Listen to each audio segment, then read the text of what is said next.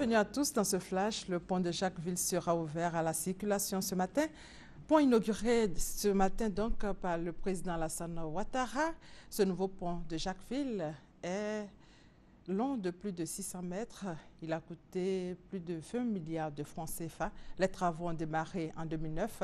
Ils ont été réalisés par une entreprise égyptienne avec un financement de la BOAD, de la BADEA, du Fonds de soutien saoudien, du Fonds de l'OPEP et de l'État de Côte d'Ivoire. C'est d'ailleurs pour cette raison que le Premier ministre égyptien Ibrahim Malab est là pour l'inauguration du pont. Il a été reçu hier à Abidjan par le chef de l'État ivoirien Alassane Ouattara. Ibrahim Malab a dit être là pour participer samedi à l'inauguration du pont de Jacquesville. Le président a également reçu le ministre éthiopien de la Santé. Nous parlons du pont de Jacquesville. Ce pont a une histoire cachée. C'est tout un mystère qui entoure ce pont. Une histoire à grand inconnu. Notre reporter Gabriel Zani est rentré dans le bois sacré. Son reportage.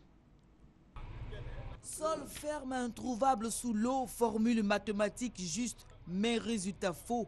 Que de difficultés pour poser les pieux du pont de Jacquesville.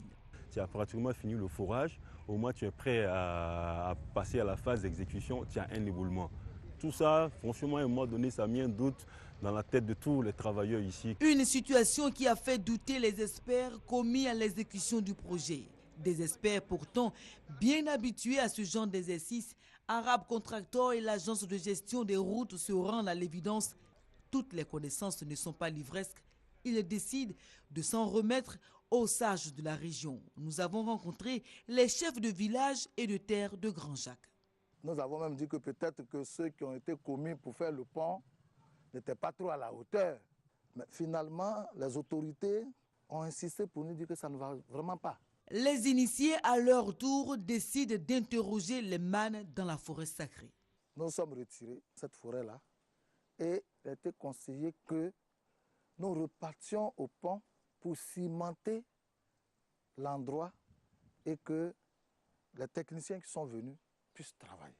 Le ciment en question, ce sont des poignées de terre prélevées dans les villages d'Abrebi, d'Avavridi et de la forêt sacrée de Grand-Jacques, loin des regards indiscrets. Nous avons mis tout ensemble et nous sommes allés au lieu indiqué avec les personnes ressources. Et pour accomplir la mission, il a fallu faire appel à la grande loge traditionnelle des villages mythiques de la région. Tchoupro Timothée, chef de terre de Grand-Jacques que voici, fait partie de ceux qui ont convaincu les génies des eaux.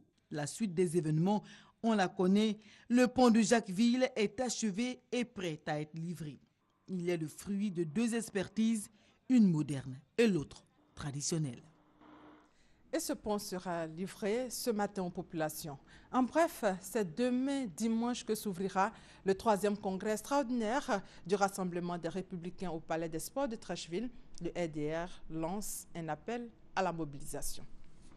Le Libéria a annoncé vendredi avoir découvert à Monrovia un nouveau malade infecté par le virus Ebola. Une femme a été testée positive au virus Ebola.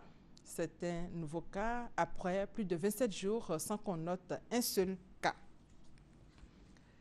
La Tunisie a commémoré vendredi son indépendance dans le deuil, 2 jours après l'attentat revendiqué par le groupe État islamique contre les touristes au musée du Bardo à Tunis, dont les auteurs se sont entraînés en Libye selon les autorités. Le président Béchir Caïd Essebsi promit une lutte sans pitié contre le terrorisme. Le premier défi est celui de la sécurité, a-t-il lancé en appelant à l'Union nationale. C'est la fin de ce flash. L'actualité aujourd'hui sera dominée par l'inauguration du pont de Jacquesville par le président de la République. Pour décrypter cette actualité, Hamza Diaby reçoit pour vous dans quelques instants Jean-Claude Koulibaly, journaliste. Moi, je vous retrouve à 13h pour d'autres temps forts de cet événement. Merci de votre fidélité.